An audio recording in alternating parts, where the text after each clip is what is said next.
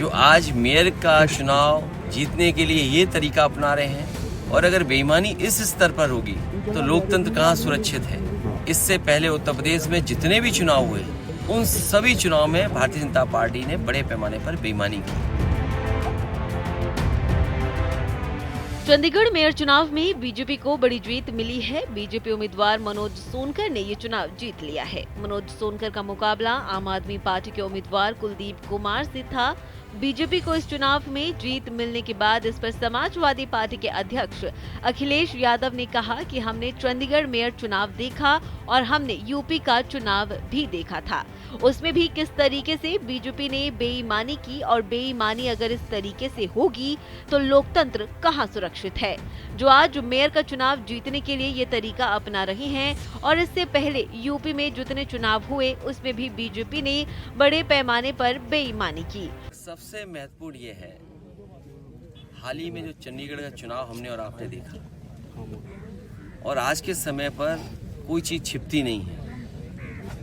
वो बाकायदा video viral है, पीछे रख लेना, जिसमें आरोप ये लगा है कि वोट उनके सामने जो डाले गए थे उन वोटों को खराब करने का काम भी अधिकारियों ने किया। हमने आपने उत्तर प्रदेश का चुनाव देखा था, किस तरीके से बेईमानी भारतीय जनता पार्टी ने की, और अगर बेईमानी इस स्तर पर होगी तो लोकतंत्र कहाँ सुरक्षित है। जो आज मेयर का चुनाव जीतने के लिए ये तरीका अपना रहे हैं, इससे पहले उत्तर प्रदेश में जितने भी चुनाव हुए उन सभी चुनाव में भारतीय जनता पार्टी ने बड़े पैमाने पर बेईमानी की। 2022 का चुनाव जनता ने समाजवादियों को जिताया था, लेकिन बेईमानी करके परिणाम उन्होंने अपने पक्ष में कर लिया।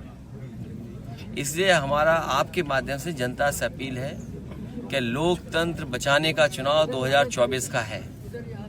बाबा साहब भीमराव अम्बेडकर जी ने जो संविधान दिया, संविधान बचाने का चुनाव है।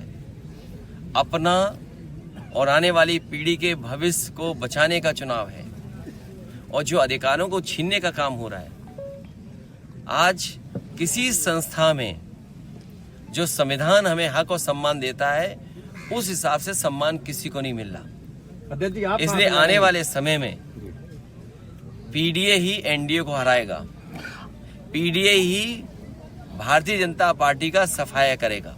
बता दें कि दिल्ली के मुख्यमंत्री अरविंद केजरीवाल ने भी बीजेपी पर बेईमानी का आरोप लगाते हुए एक्स पर एक पोस्ट किया, जिसमें सीएम ने कहा कि चंडीगढ़ मेयर चुनाव में दिन दहाड़े जिस तरह से बेईमानी की गई है वो बेहद चिंताजनक है।